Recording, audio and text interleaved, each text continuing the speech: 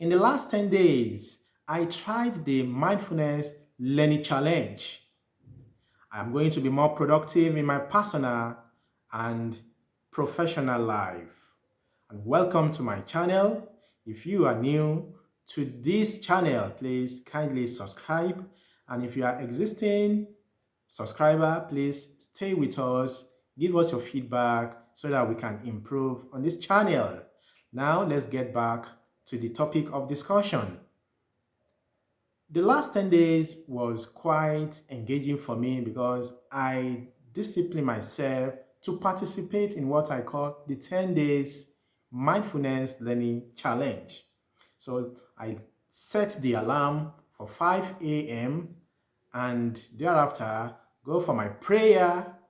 And after the prayer, I take like 2 to 3 minutes exercise. This is just a light exercise, not that kind of very stressful one, just to shake my body and to shake at least myself for the day. Then the next thing I do is to embark on what I call the mindfulness challenge itself. And it has three exercises that I had to perform. The first one is what I call the breathing exercise. The second is the mindfulness exercise, and the third is the meditation. All these three, I ensure that I have a background meditation music play just for me to set myself on the right tone and the right mood.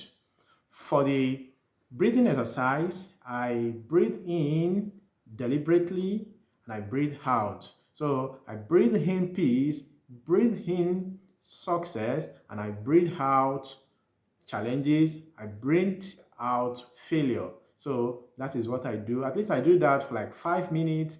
And once I'm done with that part of the exercise, I move to the second one.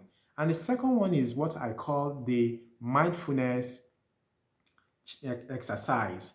The mindfulness exercise is I visualize myself and look at myself, put myself, create an awareness that's living in the moment. So I recollect and reflect on all the great things that God has done for me. And this is where I practice gratitude. You thank God for everything that He has been able to do. Thank God for good life. Thank God for good health. And thank God for good relationship. So those are the things I covered under the mindfulness exercise. And the third one is what I call the meditation. And the meditation is I close my eyes and visualize the kind of life I want to attract. So I project myself to say that, okay, this is what I would like to at least achieve going forward. So these are the three key exercises that I perform under the mindfulness challenge. Then once I'm done with these, I move to what I call the writing down of the task of the day. And for me to write down the task of the day, I made use of the 80-20 rules of Pareto, where I only focus on 20% of what will help me achieve 80% success. So it means that you focus your attention on 20% activities that will help you achieve 80% success. And once I'm able to determine that, and the important thing that we have to take note is that we have to ensure that any of the activities we are going to do for that day, or any activities I intend to do for that day, I try to make sure that it is something that aligns to my personal and professional goal. Then I write this down. You write it down in a journal, and your journal could be your phone, it could be your calendar. So you made use of any one of them. In my own case, I made use of Google Calendar just for the electronic tracking. And the second one is the use of a very short notes as small as this, just for people to be able to see what I'm talking about. So I made use of that as my journal. I write everything there, and these are the activities that I'm going to focus on for that day. And once I'm done with that, I prepared myself and set out for work. And those are the things that I do in the morning.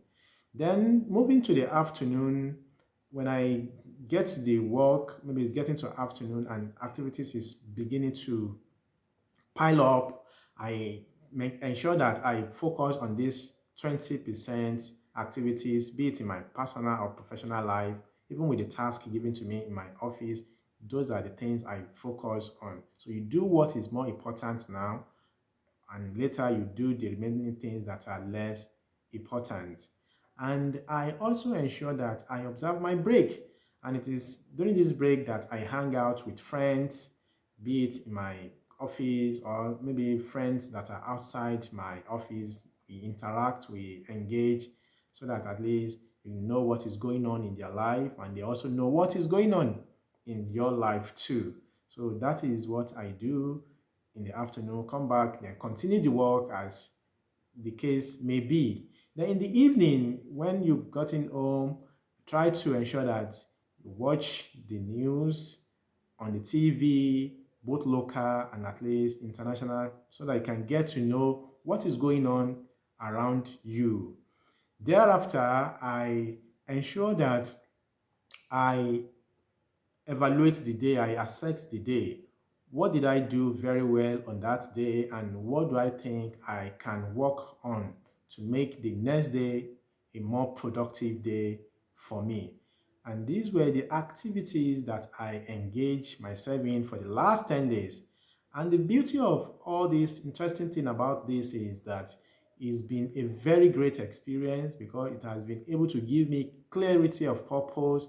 It's been able to help me to be more productive at work.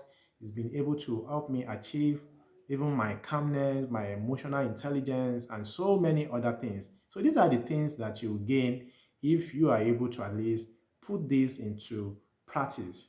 So I would like you to ensure that you practice this. Organize your day with a powerful morning routine of set an alarm at a specific time.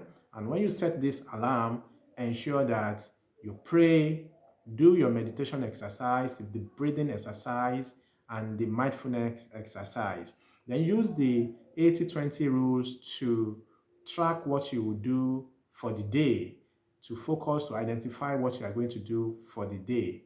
And thereafter, ensure that you document what you will achieve. You can either use an electronic platform like Google Calendar or even your WhatsApp group. You can create a personal WhatsApp group for yourself, or you go maybe manual where you use a very simple note. And once you are able to do this, you in the afternoon ensure you take your you observe your break.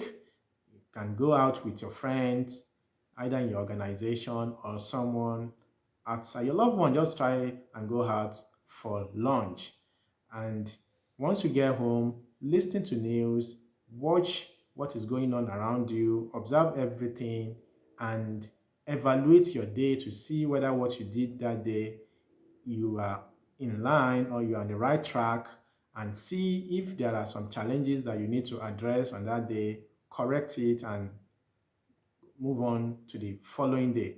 But one advice I'll give you is that don't be too hard on yourself. You don't need to be perfect.